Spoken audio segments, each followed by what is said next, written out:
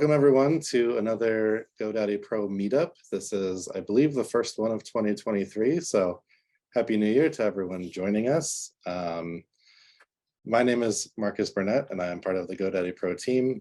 And today I have a panel of experts joining me to bring some great advice and fresh ideas for your business at the start of the new year. Before I introduce them, I just want to let everyone know that I will be monitoring the chat.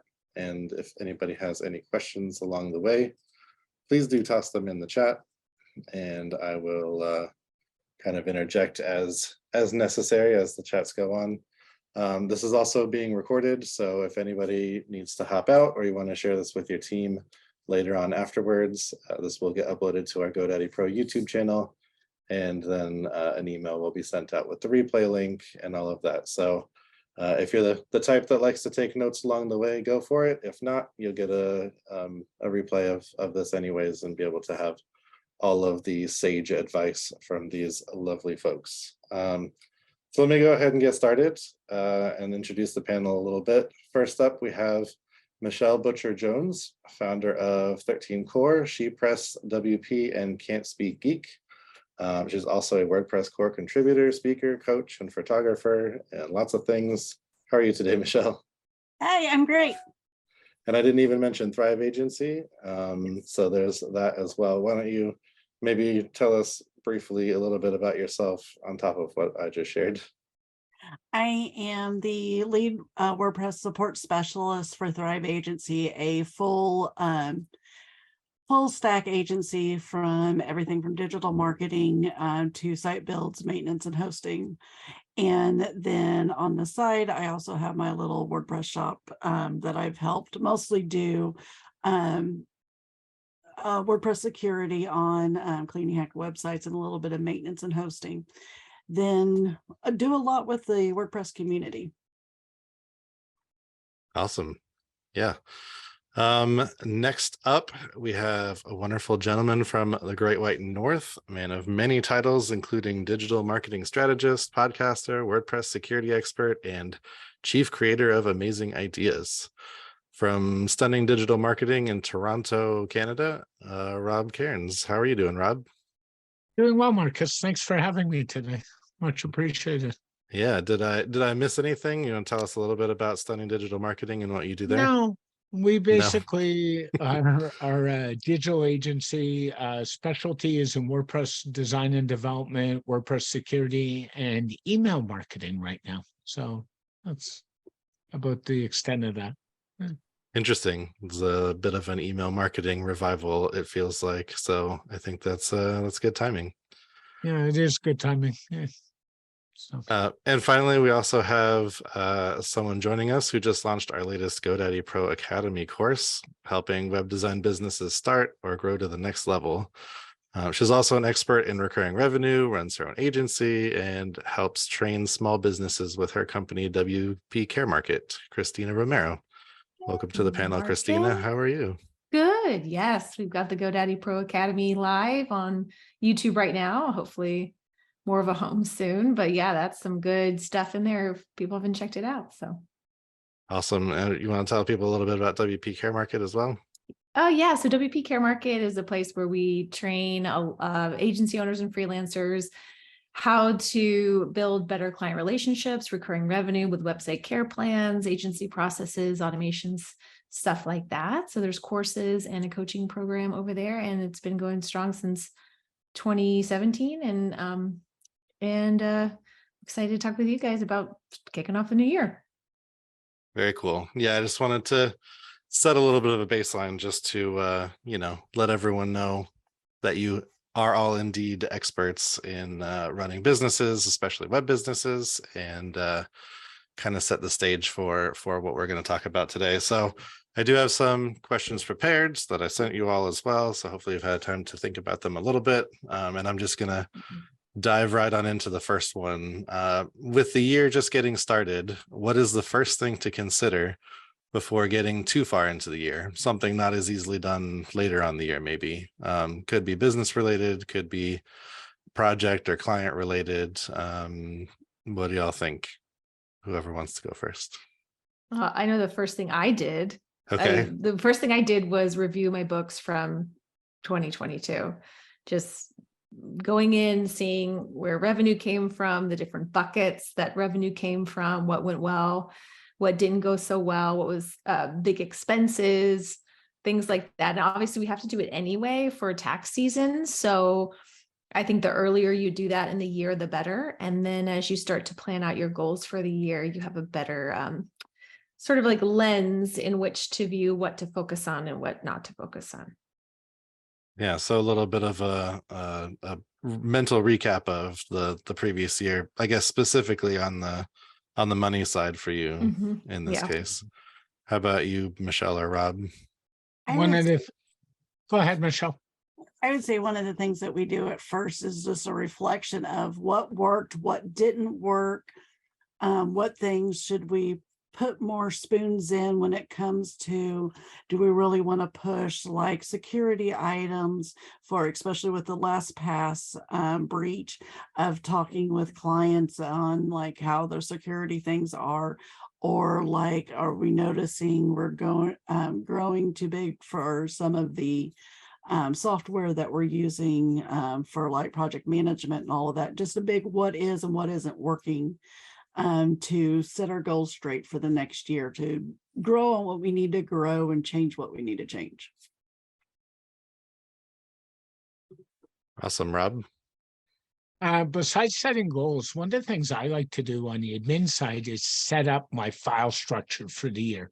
So I'll sit down usually the last week of December, and I'll set up my file structure. I'll set up my electronic note-keeping structure, and it basically mirrors the year before. But I find that if I let that go too long into the year, then it becomes a bit of a mess. So I like to do that right out of the gate and just be done with it. So I think there's some administrative stuff we'd probably all agree that have to be done to set your year up properly, and then you can move on with all the other stuff. So that's really important for me. Yeah, that's interesting. You all three have sort of different things that you tackle first, but they all still kind of follow the same bucket of looking internally and reflecting on your own businesses and reflecting on how you did the year before and how this year is going to go. It's all very internal and not as external focused, which kind of was sort of where I was going to go with the second question. You know, when you're evaluating what's most important to start with, you look externally or internally. Do you start with sales or nurturing existing clients or refining internal processes? And it sounds like all three of you kind of have the same outlook, where you kind of look internally and look at your processes and how you did and how you move forward from there. Exactly. I would agree with that strongly. Yeah. I guess out of curiosity, is that sort of just a mental thing for you, that it feels like you need to work on yourself first before you can reach out and talk to clients? Yeah, I just curious about the thought process about all three of you kind of looking internally first versus, you know, it's a new year, people are looking to spend money, let's go let's go sales, let's go hardcore sales in January, but you all three decide, let's take a step back and look at ourselves first. I think it's after you've been burned a lot over the years to realize if you don't evaluate things, then you can move forward with poor decision making. So how do you make good decisions as a business owner? Well, the only way to do that is evaluating. And so when we've, gone ahead and started those, new services, new products, gone down a road of trying to do something, but haven't evaluated from previous, then you get burned. You're like, okay, yeah, I got to spend the time actually, having that reflection time, having that evaluation and getting together and looking at the books or like spinning off those task lists for the rest of the year because you didn't do it. Those things. I mean, you learn and you begin to say like, I'm going to do it right rather than just barrel ahead in the new year. I would agree with Kristina, and I would add to that, it also puts me in the right mental space to handle the new year too. I mean, I think as business owners, one of the things I've learned is, especially in the WordPress communities, we have to take care of ourselves mentally. We have to find a way to make sure those goals align with our personal goals. And I'm really big on doing that. So I think that's important as well. So it kind of puts me in the right headspace. And even on the business professional side, it's just like, you know, how they talk when you're flying in an airplane for you to put your own mask on first before putting it on your child or someone else, because you have to make sure you're prepared both personally and professionally for tackling on the new year before like meeting with clients saying, how can we help you with the year? Yeah, that makes sense. Harkening back to my agency days and working at an agency, you know, barreling into the new year with processes that aren't working quite well is just gonna, you know, add to the chaos instead of helping it be a streamlined new year. How do you approach clients in the new year? Is it and in this case, existing clients, is it a relationship reset or business as usual? Do you kind of pretend the year didn't just, you know, start? I mean, it's kind of a, you know, human construct. We started the year over again. It's the date we made up and now it's January 1st. Do you continue on as business, you know, as it normally is, or is this a time to sort of also reevaluate client relationships as well and see what's working there, what's not? Do you set meetings with your clients to start the new year and that kind of thing? We do a mixture. Some clients are just, we want business as usual. All of the services that we give them just kind of roll over. But then we do have some who do like to meet and for the new year and plan things out. Yeah, depending upon the size of your list, it's always was, you know, a few that we knew we're going to do something in the new year, or we're thinking about something and reaching out personally. And then some just, you know, there's not going to be much change. So there's no real need to reach out and schedule a call. A blanket email, I've done that. Blanket email, like new year, you have a new design project, reach out to us, always fell flat. It was always kind of just keeping an ear to the ground, reaching out to a select few personally in a personal email and saying, you know, like, I know we talked about redesign, you know, last year. What are you thinking about this year? Something like that. But it also, that depends on the size of your client list. So. Yeah. It also depends on what your clients are into. Like, for example, if you have a client that's on, say, a WordPress care plan, you probably don't have to reach out as much as if it's somebody that is going to potentially get into some new work because the year's changed and the budget's changed. So I think a lot of it depends on the circumstances based on the type of client you've got and what they're looking for. And that's what you have to be in tune with. Yeah, you said something interesting, Kristina, about sending a mass email and that kind of falling flat sometimes. I wonder if, you know, the beginning of the year, you're just bombarded with that from every angle. And so you just, you know, easily dismiss it, delete that from your inbox. It's one less thing I need to think about. Do you think that there's you said personal emails, Kristina, depending on your client list size, is there like a good strategy for reaching out and trying to get new sales in the new year? I know, Rob, you said you were trying to tackle some email marketing stuff as well. Is that like a focus at the beginning of the year, or is that not the best time to hit people up? I think that's where the numbers come into play. So if you've taken good, so a few things, like you could have just your bookkeeping, right? But you could also be putting those numbers in something like Airtable, which we have a you know, client Airtable, right? And you look at those numbers and you say, okay, these were our top earners, like for us earners, you know, these were the top revenue people, and you can kind of go after that. And then you have so you can easily see, if you know your numbers, you can easily see who are kind of the ideal clients to reach out to that you know, we're done a lot of work with and would move forward with. That's kind of where we would base it off of.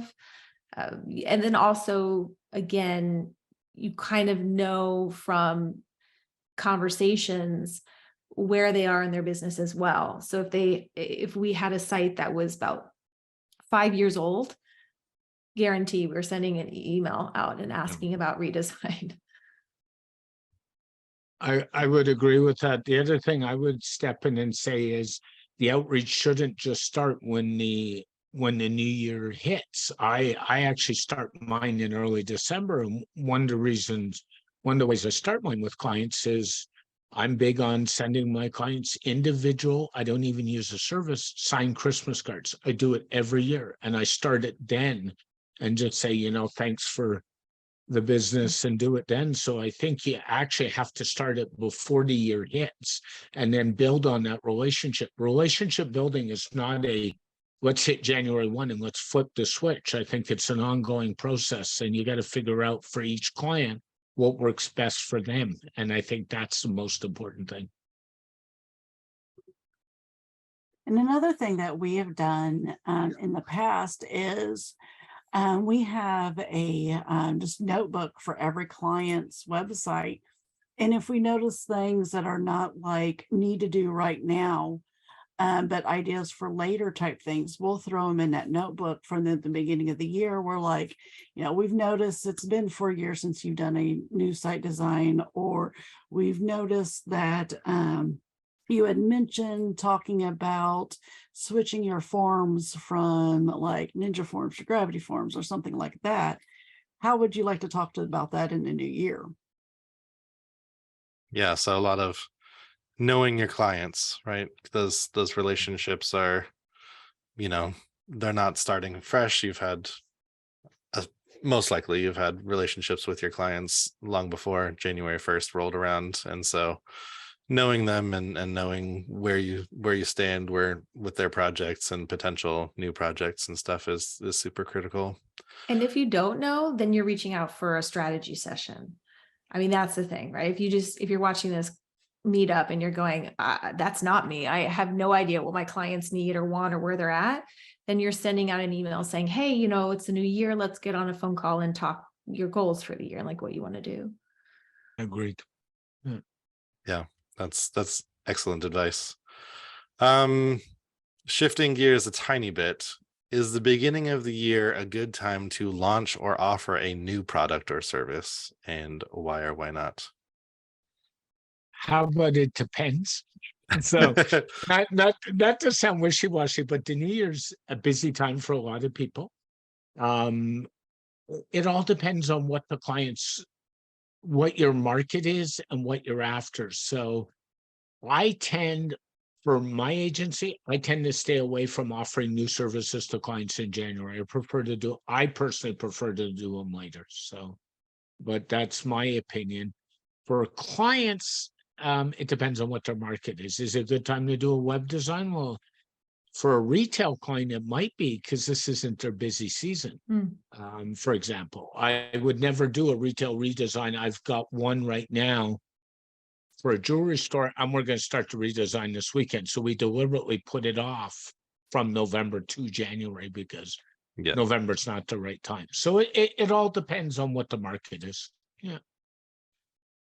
I think it's, everything Rob said, it really depends on you should be launching all year round products and services, but it more depends on like, why are you doing it? Like, is everything else, is your audience asking for it? Is there demand for it? Do you have a good process in all the other places to be able to add on a new process? Do you have the bandwidth? Those are the questions you should be asking all year round. So it's really more about, are you prepared to do that? There's in our industry a lot of like, the old phrase, building the runway as the plane's taking off. I can guarantee you, after you've been burned many times, it's not the best advice. So if you're just doing it because it's January and you want to kick off those revenue goals, and so you're building the runway as the plane's taking off, I would say don't then wait, get your business in a place where you can handle the bandwidth, have the processes, have the support, and launch it when it's ready and you can have good profit around it. And also when you're looking at it in a way for the numbers games on a lot of it, it's almost better to do new services launches around the third quarter as a soft launch of it, to get it in their heads to be thinking about, I need to add this into my budget for next year. So when the new year rolls around, they're like, we've been talking about this for 3 months, let's go. Great. That's great advice. Yeah, I was gonna say, you can't really time machine back to, let's say October, November, and start planning the thing that you're launching in January now. I guess the question is, do any of you feel like clients are receptive to new offerings in January, or are they mostly just trying to figure their own year out first too? I find clients really receptive to new projects and new web design and new things like that, because they're thinking about their goals. So it's like, if they're like, okay, this year I'm finally going to do this with the business, I'm finally going to do that. So it, again, depends on the client. So if they're in that space, then they're going to be really receptive. Like, new SEO plan, let's go. New Google Ads marketing plan, let's go. So in some ways, yes. So if you're seeing this huge demand that, like, you've gotten, oh man, I've gotten quite a few clients reaching out to me asking to run Google Ads. Well, then you might say the demand is there. I should really evaluate this and put together a plan, and maybe partner up with another agency or a white label service and start to offer this. But so it really depends. The demand coming from the client could certainly make that make sense. Yeah, only if you've been working on that up to this point, not just decide right now in January, I'm going to You start should have some this. familiarity, with it. Yeah. Yeah, Marcus, you just hit it on the nail head if you've been working on it. So I would suggest the clients that I've got that are all moving on stuff, and I've got 3 or 4 that are moving real quickly. We started talking about that stuff back in September and October, those website redesigns, getting them on a care plan to manage their website. Those are all things that those conversations started happening months ago instead of now. So I think that's the key, is to nurture that relationship and then to start it early so that when you get to the new year, you're already there. I think that's really important. I mean, Michelle's point about budget was brilliant, because what you find is you have those segment of clients that are entrepreneurs, kind of rough around the edges. They're just going to spend, like, they don't really have a set budget, but majority of businesses, Yeah. They have budgets and they know their budgets, and they can't just squeeze something in. They have to plan for it. They have to pitch it. They have to, find the money for it. So I think building something in Q1 to eventually launch in Q3 now would be a good plan. Yep. We'll have all 3 of you back in September to give the same advice. Yes, there you go. Getting ready for 2024. Yeah, right. Now, yeah. Make Now sure it's to time. have you back for that. Okay. The next question that I have is along the same lines, but a little bit different. What buzzwords, and I don't mean that in a negative way. A lot of people think buzzwords, stay away. It's just, a fad. But what sort of topics of conversation that you've heard going from 2022 into 2023, what buzzwords should agencies and site builders be on the lookout for this year? And then which ones are worth paying attention to and which ones maybe less so, if you have some? So I'll jump in. Security at the top of mind right now, between the last pass debacle in the last couple of weeks, website security, the number of hacks that have come out on plugins. I think that's a buzzword that's really key. I think people need to start thinking that way. Along the lines of that one is 2FA, two-factor authentication. I think agencies need to start going to their clients and say, not you should implement this, you must implement this. I think that's a good step. So, and then just to be aware. I mean, there's lots going on in the TikTok regulatory space if you're doing any social media marketing right now, because of regulatory concerns in both Canada and the US, to be aware of that. And then just to be aware of what's going on around you. I think that's not a buzzword, but I still think that's important. Mm-hmm. I would Michelle? say, Kristina? Michelle. Either one. And then I'll go The last. Web3 and is still kind of very hot. The changes with Google Analytics to the new G4 is big, and honestly still Core Vitals and just optimizing performance of the sites are still really big. Yeah, I think the major buzzword we're going to see in 2023 is AI. Clients asking about AI and how they can or take advantage of it, or how they would put it in their website Chat GPT is finally it's become a little bit more public in the last week. It's shutting down because it's so popular. And so I think for clients, it's that buzzword of saying, well, okay, so this is the new thing. How can that help me? How could that help our website? And for some clients, it's not. And for some clients, it could be really helpful as serving as a baseline for content generation, taking that having it generate content and then using it as a baseline to rewrite it so it saves time, or as a support chat. My husband is part of a very, very large company. And I said, have you heard about ChatGPT? He said, no. I showed him, I said, I gave it a support question for his company. And he was blown away with its response. He goes, this is better than most of our support staff. So he brought in. I don't know if that's good news or not. So he brought it into a high-level meeting this week, and people had never heard of it and were kind of blown away by it. So I imagine clients will have similar reactions as this becomes more news, and especially for this new world of AI and what that looks like. Yeah, we have, so just thinking back to, again, the agency that I was at, we have, people who have been around for a long time.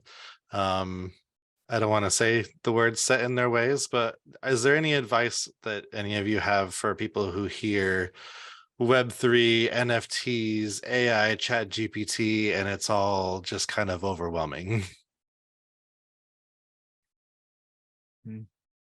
Educate yourself, take the time. And I'm a big believer, you got to take as an agency owner, a couple hours a week and invest in education and spend your time looking into these technologies and say, is this for you? Is this for your agency? Is this for your clients? I think that's the important thing. And I think if you don't know where to start, just being part of a community, whether it's a Facebook group or some kind of meetup that you go to, because then that allows you to just kind of learn from others. They can do the hard work of reading all the articles, and then, people post something or they share something, and that's a nice way to, so all you have to do is just check into that group once a week or whatever. And you get kind of a brain dump from others, and that helps you stay up to date on it. And if not in those groups, Twitter and or Mastodon, just putting out there going, hey, does anyone have any great resources on XYZ, has been a huge help on me learning a lot of newer things. Yep, for sure. The other one I'm just going to add to the list of buzzwords as well. I tried to have our friend Bet Hannon on to talk about accessibility some too, but I think accessibility is one that we didn't touch yet that I know is definitely worth paying attention to this year. Are there any that any of you have come across that you think is just a passing thing, any buzzwords that you think people can just ignore? Might be a little bit harder. No. I think people are talking about that. You're like, it's a fad, that's going to pass.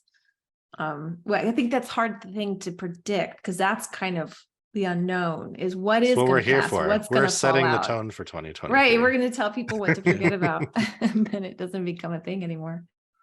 Well, like I was saying about the social groups or communities or events or meetups, you can kind of get a pulse of what's fading or what's coming into fashion pretty easily by being a part of that. When you isolate yourself in your little silo at home and you don't get that connection, it's going to be really hard to hear what's falling out and what people aren't doing anymore. I think design wise, we always see those things. So it's like people are so tired of the collapsible menu. People don't want to see sidebars anymore, whatever it is. That is always happening. And there's better people to talk about that than me, but that is always changing. And people just don't want to see that anymore. I am so tired of getting on a website and having 5 things pop up in my face, like the cookie banner to accept all the things and the chat box coming up and can that just go away? I'd like that to go away. Distractions. I'm with you. Get rid of the distractions. You have to click 5 things in order to then just get to what you want to get to. Yeah, that's the fastest way to get me to hit the back button is to immediately pop something up in my face when I'm trying to look at, especially when I'm like shopping, when I'm looking at something online, I want to get more information about a product, and then you pop something up in my face, I'm out. I'll find it elsewhere. Videos with sound that auto start are my like, Oh, yes. like especially if I'm on the phone because I'm like, stop, stop, stop, stop, stop, stop. Yeah. I would agree. Maybe the marketing technique of the we have some marketing techniques out there of the you know, the, I don't know, it's always probably going to be there, like the scarcity model, time's ticking, it's going away. It's like, we all know you're going to run another promotion in like a month or so, and there's Yeah. going to be another discount. So The ones I'd like to get rid of are the constant PMs that say, oh, I don't know you, but here's a pitch for my product. And that's been going on forever. And if you spend any time on LinkedIn, and I co-manage a large LinkedIn group, it's gotten worse for me. And I want them to go away. You didn't even do any research on my website or who I am, and you're pitching me. That's not a good idea. I got an email for janitorial services in Maryland. I live in Arizona and operate a digital company. Yeah. So Close. Yeah, That's I tone deaf. remember getting, I still get them occasionally, the folks looking to build my website for me. I'm like, that's kind of what I do, so I don't need you to offer that to me, thanks. so much. Okay, let's see. I'm going to jump a couple of questions here because I think we've talked about some of this already. What is something that you wish you had done early last year, and what did you learn from not doing it? I ran into 2 clients that were a pain in the you-know-where, and I'm being polite. And I actually fired both of them in October, and I should have done it in January. I make no bones about that. They were just a brain suck, a time suck, and a let's ignore the contract we signed type of clients. And I should have got one of them I thought was going to come through and change, and no, and I wish I'd done it once before. It feels like a no-no to fire a client because you're like, there goes money that was being paid to me, but sometimes it's not worth the money. No, in both these cases, it was not. For me, it was Yep. just not wish I had hired faster, sooner last year. So I got rid of our accounting, bookkeeping CPA after they did our taxes in April. And I was like, okay, I'm just gonna find a new. I didn't. So I just spent that's what I'm saying. My late December, early January was me just doing all the bookkeeping for all 12 months. And then talking to CPAs this week. So, and then hired someone for social media and content. So, oh, well, I'll do it this year. That's right. It's a January 1st, or well, the 11th now, but you get to try again. Mm-hmm. How about you, Michelle? Anything from you? Mine would be mostly of just kind of more pushing things back and being like, oh, that's not due till the end of the year. I'll wait to get it done. And then here comes December and you're like, it's the end of the year. Oh, it's here. I don't know if you all feel this way, but I felt like 2022, at least the end of it, just went way too quickly. Everything that I had planned on doing at the end of the year, I just did not have any time for. So that was personal and professional. Everything just sort of flew by. I dropped my daughter off in college in mid-August, and I swear I snapped my fingers and it was Thanksgiving. Yeah, I hear you on the procrastination. I do it to myself all the time. 2022 for some reason just went extra fast. All right, let's kind of turn from last year and just January, February. When determining goals for this year, let's talk about the coming year. Do you start with last year's goals and revise them, or do you start fresh? And do you have any advice or reasoning behind why you do it the way you do it? Well, there's still projects that I have to complete from 2022, like things I was going to do, but I didn't get to do. And I had a unique year. My son had a catastrophic health problem that basically from August onward, I couldn't do anything. So I have a little bit of an excuse for things that maybe didn't get done and get pushed to this year.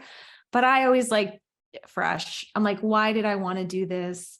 Do I still want to do this? Does this move the needle forward? You know, reevaluate all of those things. And then breaking them out into quarterly goals, not yearly goals. Otherwise, they'll never get done. Do you take your yearly goals and break them down into quarterly, or do you start with quarterly from the get-go? I've got 3 months to do this, then the next 3 months that. Yeah, that's, I mean, yearly goals in the sense of I'd like it to be completed this year. So Yeah. It's only doable when I set it as a quarter. So there's just certain things I'm like, okay, I can't fit this all into Q1. So I'm going to break this one out and put it into Q3. I'm not even going to try to think about it or tackle it until 6 months into the year. So that's basically, yeah, like how I do things. How about you, Michelle? Do you start over, or do you kind of pull what you had last year and figure out how to tweak it? I, in a way, like to start fresh, but still be looking in the rearview mirror as well, to kind of take it as all the good and all the bad was last year. This year, some of it has changed, some is not, but just to look at it more in fresh eyes. How about you, Rob? I do something similar to Kristina. I think she said it well, break it down. I actually look at last year's goals, say what worked, what didn't work. And then I take all my goals, I throw them in a Google spreadsheet, and I manage them that way. And I actually break mine down to monthly goals, and sometimes depending on the goal, even more. So I prefer even to break them down more, because I find baby steps get you to the result, not looking at this. I need to do ABC and this is the end result. And, you know, we're all dealing with a big end result. It's kind of my project management training kicking in and saying, you know, you need the steps to get to the end. And then I kind of do a check-in on my goals every month and say, okay, is this working? Does this have to be adjusted? Does this not have to be adjusted? How do I make this work? And then go from there. So that's kind of the approach I do. And the key is to, as you're doing goals, is to reevaluate them as you go and adjust them, because that happens. So Out of curiosity, are for any of you or all of you, how many of your goals are strictly monetary goals for the business, and how many of them are a bit more ethereal, like I want to take this many courses to learn XYZ, or attend this many word camps or other marketing events or that kind of thing? Are they primarily numbers based, or are they kind of everything? Any examples of some other things besides numbers based goals?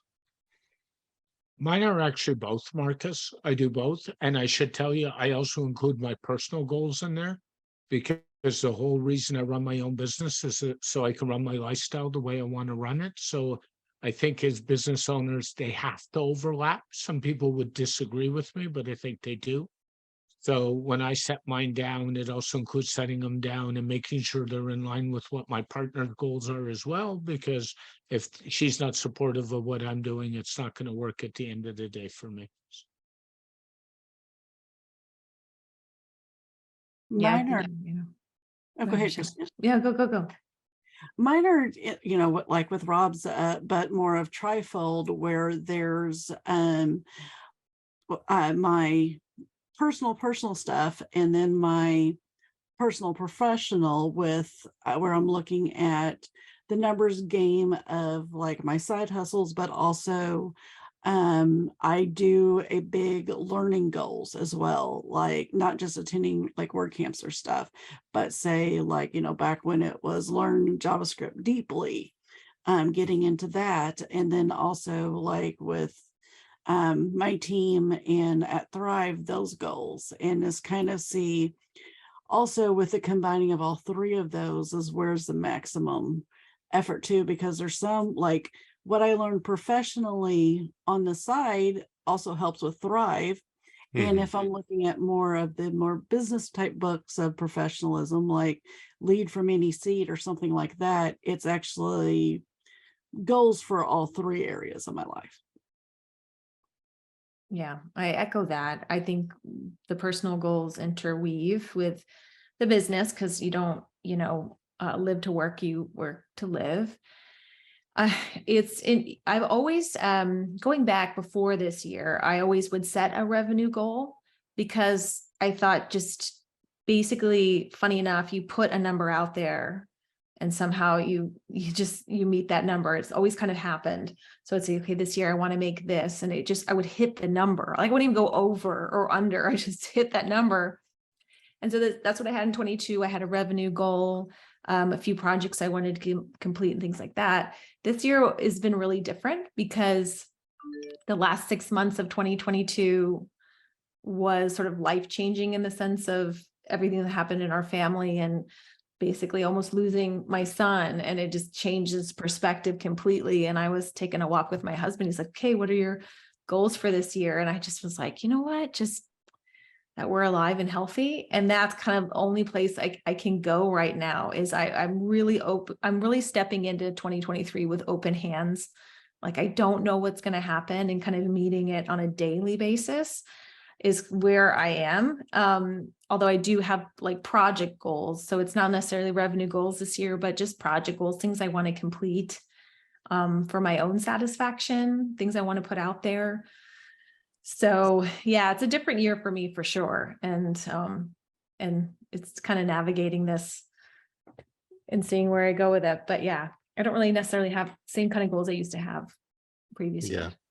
that makes sense. And brings up a good point about kind of mental health and stuff too. Any of you have like maybe personally or that like personal professional combo, like I want to take this many days off, or I want to go do this kind of outing or something type of goals? Do you put those on the list as well, just to give yourself the away from work, the mental break, the recharge, the reset type stuff?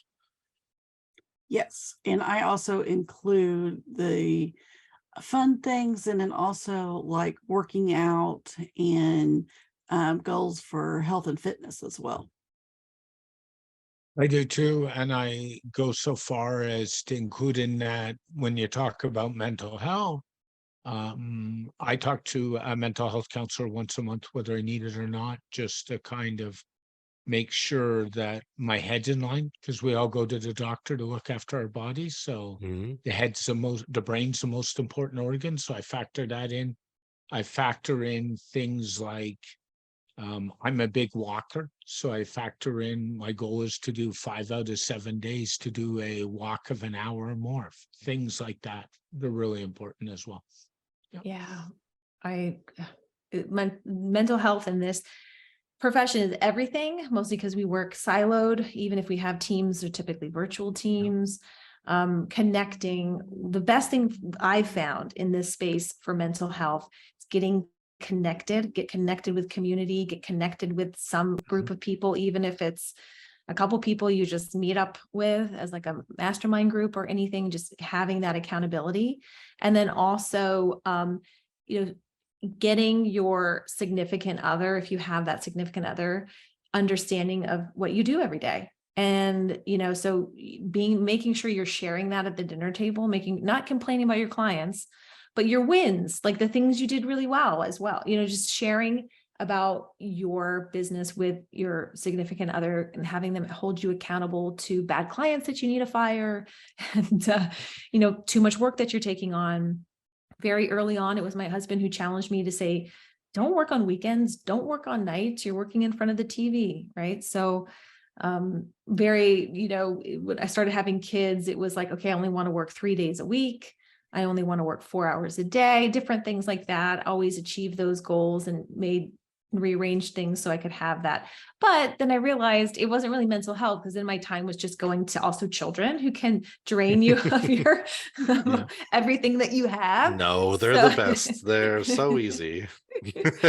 So again, like, you have to work in those things. And I realized my passion projects, my side projects were that for me. They were the things that fueled my mental health. So, right, all these passion projects. So making sure that I had time for those. Kristina, so well said. My partner used to take my laptop away from me after 7 o'clock and say, "I'll give it to you in the morning." Goes So, in the Good for safe. them. That's exactly what you do. And again, Yeah. if you're not sharing with someone, they can't hold you accountable. That's So you tend to not want to share, so you don't have accountability. No one can tell you what to do. But we have to.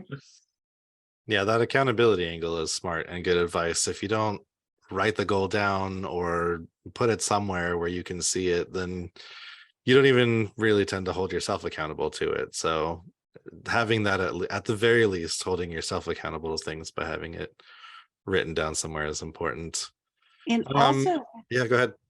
also having friends in the community is great as well, that not only with, just meeting up at like word camps or stuff, but meeting up as more just for like drinks or coffee or something, physically. And then also, we had 2 years of pretty much everyone was remote life.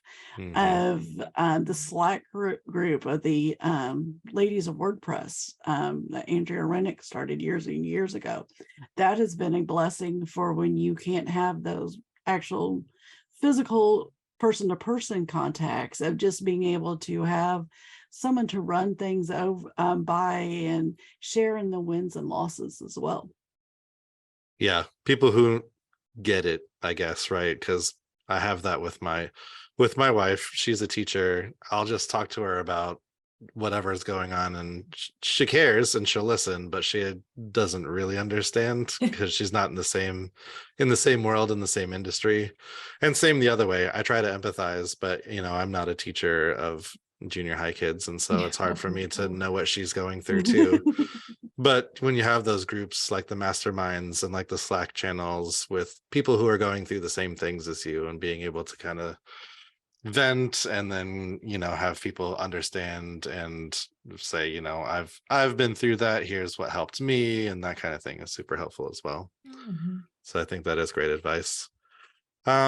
Let's see, I have a couple more. I think, are there any tools that you'd recommend to streamline any of this planning? So are there any things, Kristina, you mentioned Airtable, are there any other tools that that you all use to do your goal setting or client communications? Like any of those stuff? resources rise. Like, I was reading Clockwork at the beginning of the year.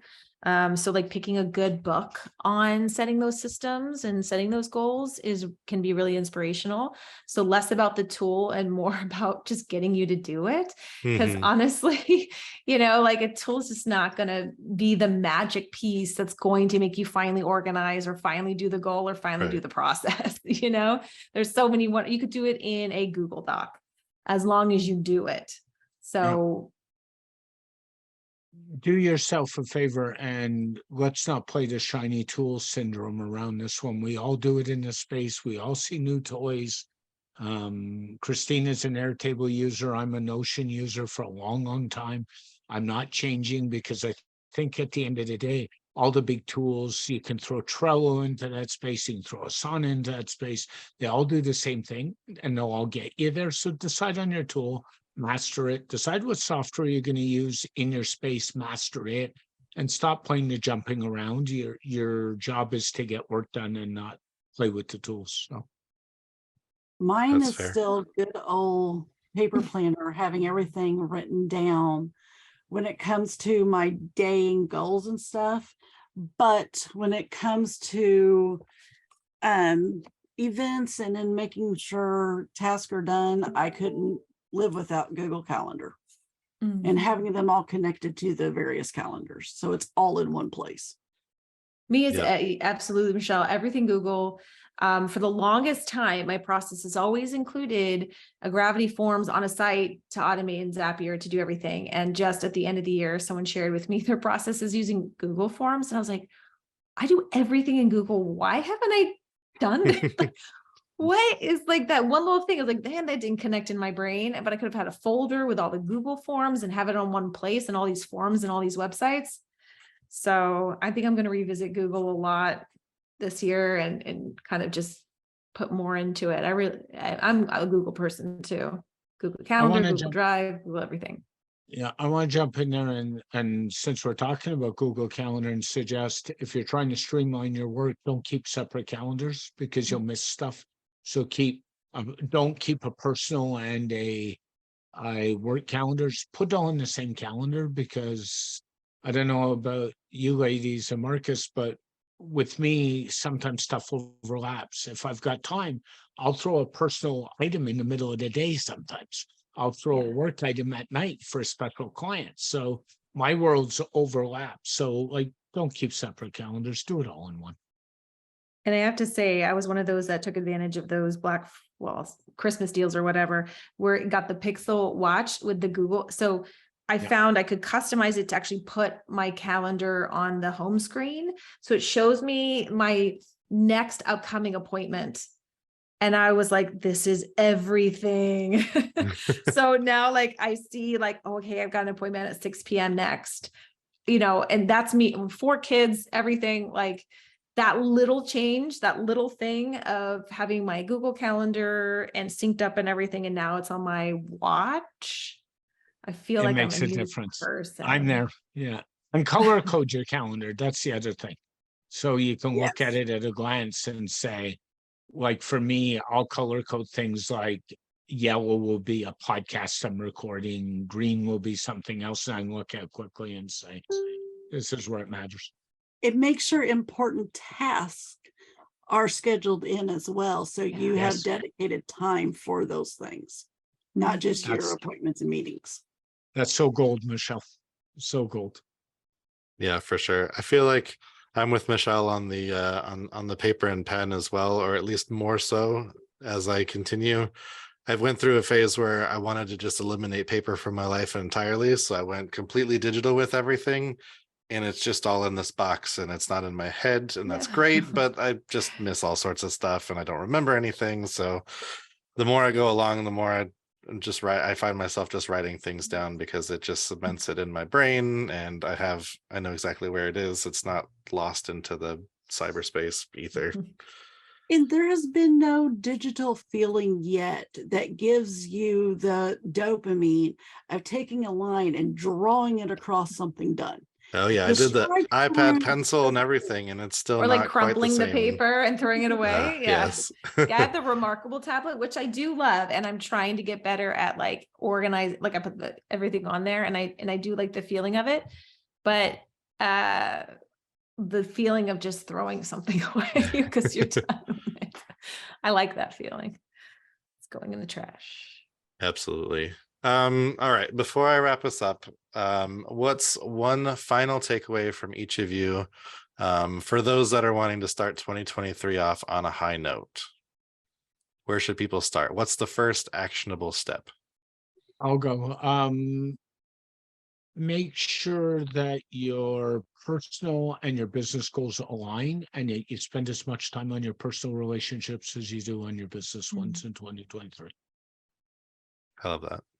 That's great advice.